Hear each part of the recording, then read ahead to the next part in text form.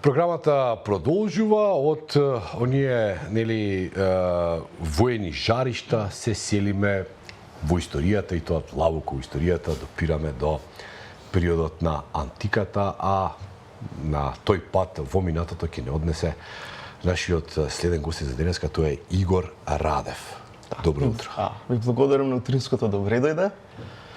И ќе ми биде мило да одговорам на вашите прашања во врска за она што ви интересира. Сега, нас те интересира многу, немаме премногу време. Само прво е проблем, ја реков Игор Радев, бидејќи имам проблем да ве најавам. Добро. А тоа не значи дека нема за што да зборувам, има многу како да ве најавам. Значи прво да кажеме филолог, па синолог, лингвист, синолог, да. И стручен соработник, научен соработник на МАНУ, така, на Македонската академија на науки и уметности, и каде што сте во редовен работен однос. А сепак поводот за вашето гостување е неодамнешното ваше предавање на тема патот на свилата низ историјата, така? Патот на свилата помеѓу историјата и културата. Значи, историјата и културата. Циклусот предавања така е насловен. Да, циклусот предавања. Првото предавање се одржи минатата среда во КИЦ во Скопје во сала 19 во истоименото време. И од тоа што може, јас за жал не може да присуствувам лично, тоа што видов од извештаите, се барало место повеќе, едноставно салата била преполна. Да, така изгледаше. Не скромно се каже дека е така. Така изгледаше, нели? Да, така изгледаше. Да. Одлично. Ајде да не воведете во тоа ваше предавање вака и за ексклузивно за гледачите на. Првото прашање представам, јас можам да го овако предвидам. Што е патот на свилата? Што е патот на свилата? Значи вообичаено под патот на свилата се подразбират тие магистрали на економска и културна комуникација што го поврзувале евроазиското копно од крајната точка на исток, значи во Кина, Источна Азија, па се до Медитеранскиот басен. Инаку самиот назив пат на свилата е измислен, тоа е креиран страна на германскиот географ Фердинанд фон Рихтхофен, кој што во една своја книга од 1877 година, насловена како Централно-азиските патишта на свилата, го воведува овој термин во современата историографија. Инаку, патот на свилата, значи како ваков вид на магистрала, значи на линија на комуникација, економска, но и културна, што е важно, ако не и поважно, барем од моја перспектива, значи можеме да кажеме дека датира некаде од првите 2 века на нашата ера. Секако, тоа не значи дека предходно не постоеле. Ама немаме запис. Не, ќе објаснам. Значи, тоа не значи дека предходно не постоеле значи линии на и тоа што оделе далечни линии на трговски комуникации, меѓутоа тие биле регионални. Значи има повеќе. Патот на свилата за прв пат овие регионални патни мрежи ги поврзува во еден систем и на тој начин индиректно го создава првиот глобален економски систем во светот, односно од неколку претходно локални, регионални економски центри, што биле, да речеме, односно кинескиот, источноазиски економски центар, значи индискиот подконтинент, иранско-месопотамскиот и медитеранскиот, ги сврзува во еден систем. Значи тоа е првата глобална економија. Да, што можеме да кажеме, што е првиот глобален економски систем. ММФ и Светска трговска организација, тоа да кажеме. Да, тоа е интересно, че во тоа време функционирал како еден вид на полицентричен економски систем, а сега имаме, значи, како што тоа е интересно. Современиот современиот, значи според мене, не е тоа според мене, да речеме, за тоа ќе си прочитате кај Валерштайн, нели, тоа е, дава многу убаво објаснување на, како да наречеме, овој современ економски систем, кој се темели врз принципот на еден центар, полупериферија и периферија, кој почнува да се развива некаде од 16-тиот век и трае до денес. Значи, тоа е тој контраст. А полицентрично, значи има повеќе центри? Има повеќе центри, кои меѓусобно кои има размина. Може да кажеме дека има периферии, но разликата меѓу денешно во поимање, односно во изминативе неколку века поимање на таа економска периферија, која што е експлоатирана од центарот, е тоа што тие така наречени периферии тогаш живееле како бубрек во лој, искористувајќи позицијата на посредување. Кои биле тие периферни, условно кажано, економски подршки? Тоа биле подршката на овој што е централно-азискиот регион, значи почнувајќи од на исток од големиот свиок на жолтата река во Кина преку Римската котлина, денешниве Узбекистан, Таџикистан. Значи, тоа било подрачје на најорганизирано обично во градови држави кои што живееле за сметка на трговијата што се одвивала по патот на свилата. Не продавале, не купувале, но затоа не продавале, купувале, ама туѓа роба. Да, туѓа роба. Да. Препродавале тоа. Така е, да.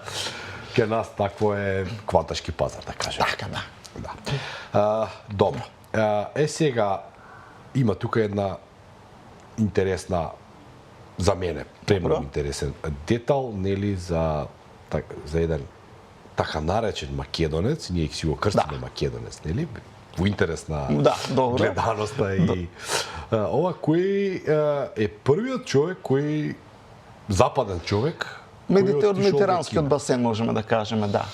Да, станува збор, значи, да, може слободно, да, станува збор значи за Маес Титијан. Значи Маес Титијан е спомнат од страна на античкиот значи Александриски географ Птоломеј, а па тој Птоломеј пак се повикува пак во врска со извештајот за Маес Титијан на еден друг значи исто географ, тоа е Марин Тирски. Тир е град во Феникија, Либан, денешен на брегот, источниот брег од Медитеран, кој говори за еден трговец по име Маес Титијан, и што е интересно за нас береме, кој што е определен како именуван како Андра Македона, маж македонец кој што заедно со својата трговска дружина отпатувал дури до земјата од кај што доаѓа свилата, односно Кина.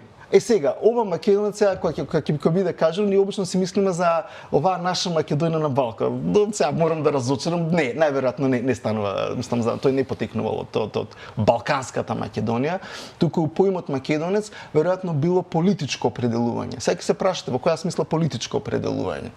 Па така, значи после распадот на империјата на Александар, нели, наследничките држава, од кои што најголемата е државата на Селеукидите, така кој што ги опфаќала подрачјата, азиските подрачја од бившата Александрова држава, била просто нарекувана од римски автор, зашто имаме сведош, да речеме кај Помпеј, Трок и други, Империум Македоникум, македонската империја. Била водена од македонски генерали, да. Со други зборови, кога териториите на Сирија кои припагале на бившата империја на Селеукидите, така биле освоени од страна на Рим, поранешните поданици на таа империја во римските очи биле македонци по граѓанство, односно јус македоникум. Со други зборови, ти не биле римски граѓани, тоа е многу логично. Значи, ние говориме римско царство и си смислиме дека сите жители на римската империја биле римски граѓани. Не е точно. Малцинство биле римски граѓани, а после подоснежниот се шири тоа, точно. Но во овој период не. Не. Значи, и во таа смисла тие биле идентификувани како македонци во политичка смисла. Инаку самото име Маес живееле според македонски закон. Па македонско граѓанско право, сега законите веројатно си биле римски, освен да речеме ако си имале некои локални закони во нели градовите кај што живееле. Нивните права биле регулирани со некои закони. Инаку самото име Маес, ако се веќе ако бараме некој етнографско потекло, самото име Маес е најверојатно од иранско потекло и е сврзано да речеме со зборот мах, на персиски тоа значи месечина, Маес. И од епиграфските, односно надписите, епиграфските извори, надписите што од антиката, најголема концентрација на ова име наоѓаме на надгробни споменици во источниот дел од Мала Азија, значи Кападокија, Понт, што биле уште од 5-тиот век, 6-тиот век пред нашата ера под огромно иранско културно влијание, што тоа го објаснува. Но оваа приказна има и втор дел.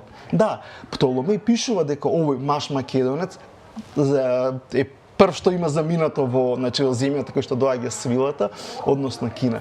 Но имаме еден кинески историски извор, кој се вика книгата на подоцнежниот хан, Хан Хоушу. Значи, тоа е официјална историја на династијата Хан, кој што е од тој период истиот, значи помеѓу вториот, третиот век пред наша ера и третиот век од наша ера трае, не е питно, кој што говори дека, значи точно во 100-та година од нашата ера, на дворот на династијата Хан пристигнала делегација од земја наречена Мнгчитола. Сега, историчари во Кина тоа го толкува дека се однесува токму на оваа експедиција на Маец Титијан и дека Македонија, значи? Точно, и дека Мнгчитола е всушност фонетска транскрипција со кинески знаци на зборот Македонија.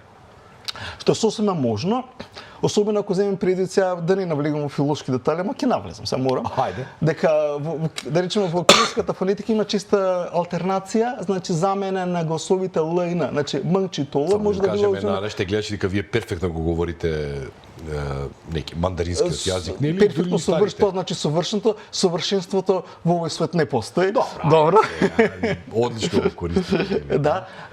Мнгчитон, значи што е и многу слично на зборот Македонија. А сега ова исто така да речеме, ова минатиот дека сега пред неколку месеци во декември кога бев на научна конференција во Пекин, па еден мој пријател, професор што е професорот Шу Шаошу, кој што се еден од најголемите експерти во Кина е за нашата медитеранска антика, за таа хеленско-римска антика, тој пак дури на мислење дека под тој назив Мнгчитола, односно Мнгчитон, не стои земјата Македонија, туку стои изразот Македонес, односно македонци.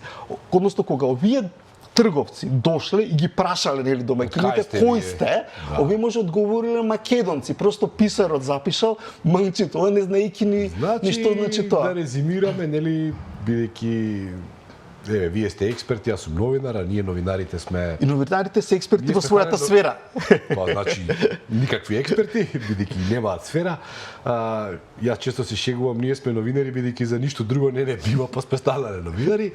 И еве сега јас... Скромноста го краси човекот. Да, една теорија на заговор, ќе кажам, значи, некој месечинко Титијан, ама тоа Титијан е многу латинско. Па не, тоа е латинско затоа што провинцијалците во Римската империја се некои тоа го нарекуваат како еден вид додворување или да бидам повулгарен подлизорување на своите деца, им давале имења во кои што се содржи името на римскиот император. Во тоа време, речеме, нели, во тоа време тоа време се Тит, Веспазијан, значи и во нивната официјална титулаторија фигурира Тит. Да, нели, ној милениум, не милениум, нов век, значи од први до втори век, така, да, значи некој месечинко Титијан. Да. Отишол во земјата на свилата, тоа знаеме дека е Кина, така, и таму кога прашале кои сте вие луѓе, од кај доаѓаме? Од Македонија доаѓаме. Или македонци, во таа политичка смисла. Во политичка смисла, да. А веројатно така и морале да, веројатно така и дали морале, мислам така се идентификувале. Да. Иако може да покажеме дека најверојатно неговата бизнис империја била стационирана во Тир, Феникија. Затоа што интересно е овој кинескиот извор пак тврди дека како дарови донеле пурпурни ткаенини, а сега Тир во Феникија во антиката бил познат по производство на познатиот тирски пурпур.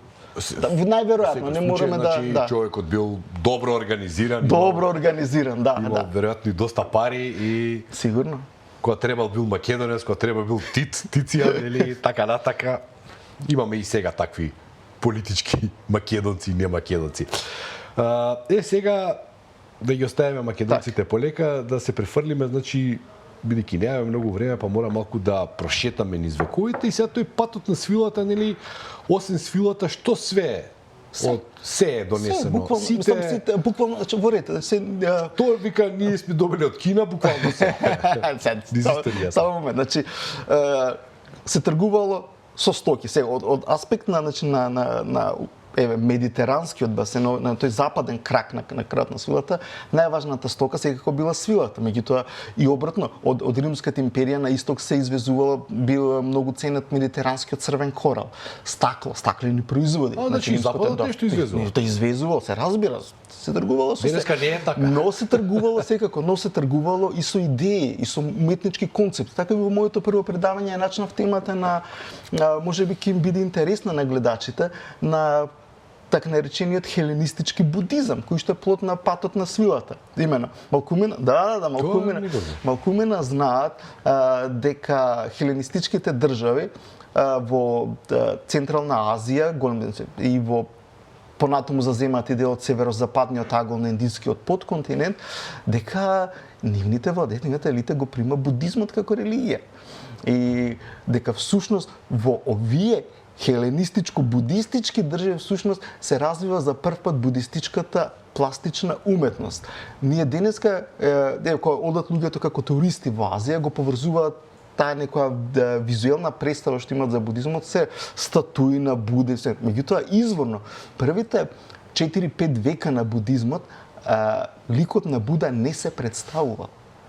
И дека за прв пат статуи на Буда почнале да градат токму овие хеленизирани жители. Значи поглед на класичната таа хеленска статуескна уметност. Тоа се сите нели оние држави кои настанале по освојувањето на Александар Македонски. Са не сите, докато тие само што се на крајниот исток.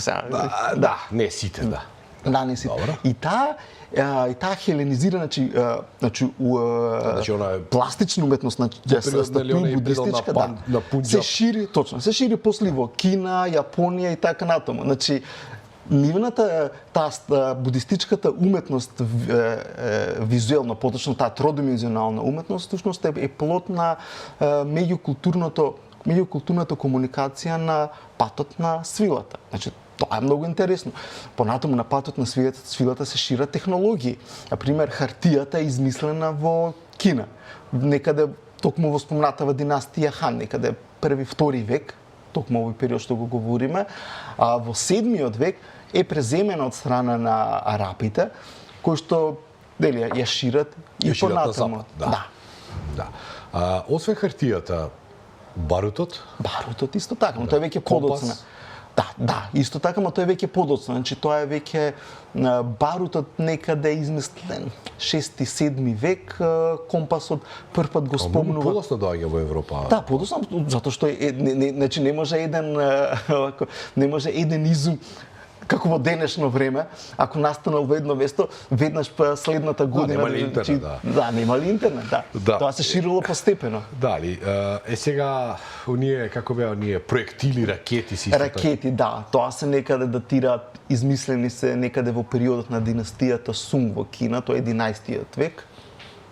Да, а ние сме извезли, нели статуи. Да. И сме се помешале во религијата. Да, и тоа е интересно прашање за тие интелектуални размени. Например, се знае дека античкиот философ Пирон, основач на скептицизмот, го придружува Александар на вакво во својот поход. И се некои верува дека всушност некои од определбите на Пирон се по директно влијание на будизмот. Исто така е сега и прашање колку аристотелијанската логика влијаела на развојот на индискиот логички систем њаја. И сега има многу така. А сега во подоцнежниот период во патот на свилот исто така се шират и светските религии. Почнувајќи од зороастризмот, христијанството, исламот, малкумина на наши гледачи. Култот на Митра е исто така. Тоа да не правиме муабет, се разбира, да. Тој е многу популарен во римската период. Да. Исто така, нашите гледачи сигурно ќе се изненадат, нели ние се сметаме себе си како колевка на словенското христијанство, дека во Кина на кинески јазик светото, значи најголем дел од книгите на Светото писмо и создавање и оригинална теолошка литература на кинески е создавана уште од некаде од 7-миот век, а тоа е пред Кирил и Методи, пред Свети Климент Охридски. Значи ние имаме и археолошки, значи паметници на тоа рано христијанство во Кина, например. Во Таримската котлина во западна Кина, во Тунхуанг, тоа е провинцијата Кансу, ќе откриена, да речеме, многу една свилена икона на Исус Христос од некаде 8-миот век. Од свила направена. Да, на свила, насликана на свила. Сега, како физички од Инаку само момент, само може исто ќе биде, се извинувам што ја прекинав, интересно исто на гледачите. Ние говоревме за пренос на технологии, така? А не прашавте за најважната технологија која го определува патот на свилата, производството на свила. Како е пренесено на запад и кој е одговорен за тоа? Кој е? Нашиот сограѓанин, Јустинијан први. Пак имаме сограѓанин во смисла, таорецот дека е најверојатно роден во местноста Таурисиум, која што е денеска селото Таур. Не е тоа до крај потврдено. Не е до крај, ама најверојатно сакаме да си кажеме дека е така.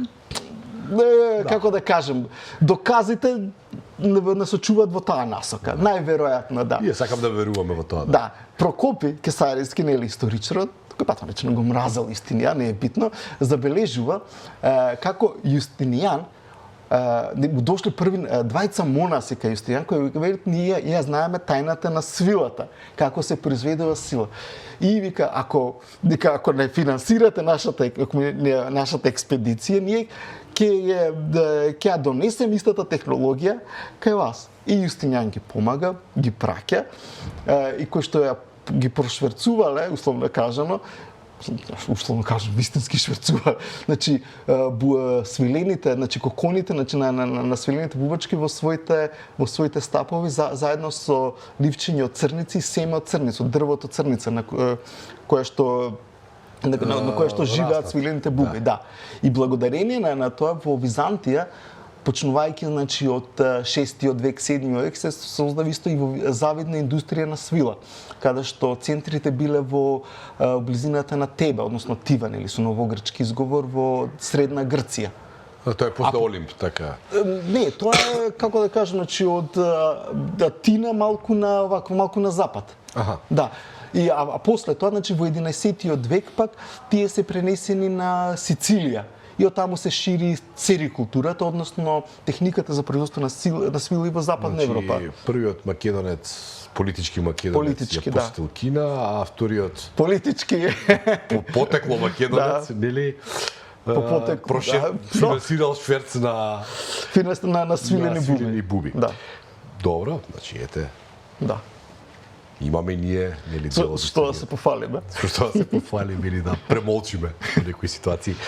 Ова е премногу интересно, ние немаме премногу време, па сега мене ме интересира како физички тоа, кои патишта се користени во поморски патишта, копнени патишта, дали точно ова е убаво прашање. Понтуси, нели? Така, ова е убаво прашање. Црното море тогаш било стратешки многу битно. Секако. И да даем одговор, во кој момент се прекинува тој пат на свилата, нели? Сега ќе обяснам, да. Значи, тоа е убаво прашање. Зошто? Затоа што кога ние говориме во популарната свест, кога се говори за патот на свилата, значи асоциациите се пустински каравани со камели, ама забораваме дека постоеле два патишта на свилата. Едниот бил копнениот пат на свилата, кој што водел од Медитеранот после преку Месопотамија, иранската висорамнина, значи Централна Азија, ја преминувал планината Тиен-Шан и влегувал во Кина. Тоа е, истовремено имаме и поморски пат на свилата, кој што од пристаништата на Јужна Кина преку Малајскиот проток водел до Јужна Индија, а од Јужна Индија се разгранувал еден крак одел до Персискиот залив, нека до врвот на Персискиот залив, каде што е денешна Басра во Ирак, и вториот дел на бреговите на Црвеното море во Египет, каде што имал две главни пристаништа, што се локалитетите Беренике во Египет и Миос Хормос, кои што представувале тие главни емпориуми на тој поморски пат на свилата на Римското царство, да. И во врска со тоа на претходното предавање што го имав значи во среда споменав едно ексклузивно археолошко откритие. 2022 година во Беренике во Египет откриена статуа на Буда. Една. Сега, ова е интересно. Од кој период е тоа? Тоа е исто вториот век од наша ера. Значи тоаш кога почнува приказната. Да. Сега, најинтересното што е, анализата на мермерот покажува дека станува збор за мермер од Мала Азија. Со други зборови, таа статуа не е увезена од Индија, туку е направена таму. Најверојатно просто дека изработена во Александрија по нарачка на некој од Египет. Што е интересно. Дали станува збор за на кого ќе ја продават? Во Индија, да. Си имале тие доволно статуи. И тоа се претпоставува дали станувало збор за индиска трговска колонија, нели која си имала не знам будистички манастир, светилиште или пак имало некои локални преобратеници во будизам, не знаеме. Тоа е многу интересно. Да. Исто гледачите кои веќе спомнавме за патот на поморскиот пат на силата, исто ќе се изненада дека слушав едно предавање на еден американски археолог дека и интересен податок кажа дека дали знаете во која земја надвор од Италија во чиј музеј има најголем број, вкупен број на римски монети? Во Индија. Во Индија. Во Индија, да, Значи, од тоа Јужна трговија. Индија, да, каде што се да. Сега, да, бидејќи немаме премногу време, Добро. мора да идеме, две прашања се одговорат. Тоа што не го одговоривте, кога се прекинува тој патот на извинете, силата, да. и второто прашање Марко Поло, бидејќи е популарен лик. Добро. Значи, овие патишта се прекинува, значи, постепено, значи, замираат некај почнувајќи од 15-тиот, 16-тиот век.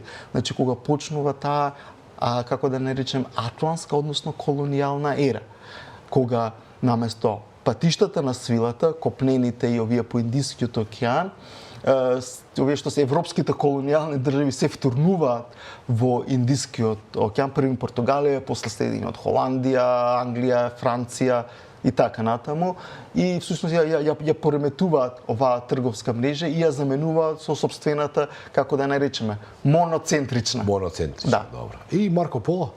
Марко Поло, значи, да, Марко Поло ќе споменувам последното предавање. Добро, што тука ќе биде, накратко да, не сека, да, само. секако. Значи, Марко Поло го стварил своето патување во Кина во периодот, значи, на Монголската империја. Кога тоа е Хублај Хан е тогаш. Да, Хубилај Хан, да. Тоа е, значи, времето кога 13 век секако, кога најголем дел од евразиската копна се наоѓа за прв и последен пат во склоп на еден ист државен систем, значи на меѓународната монголска империја, што го прави патувањето по патот на свилата релативно лесно. И Марко Поло и самиот, нели, говори како на определени растерања си има станици за замена за коњи и така натаму. Има кај да се преспие, кај да се преспие, точно така. Да. Добро, јас навистина уживав во овој разговор и Да се надам темата не беше премногу екзотична и абстрактна. Па, како да кажам, значи јас уживав, па и ќе бидам себичен, па ќе кажам, па и не ми е многу кајле дали на друг некој не му се свидел. Добро. Така да го заклучиме. Благодарам за И вашето благодарам и на вас на поканата.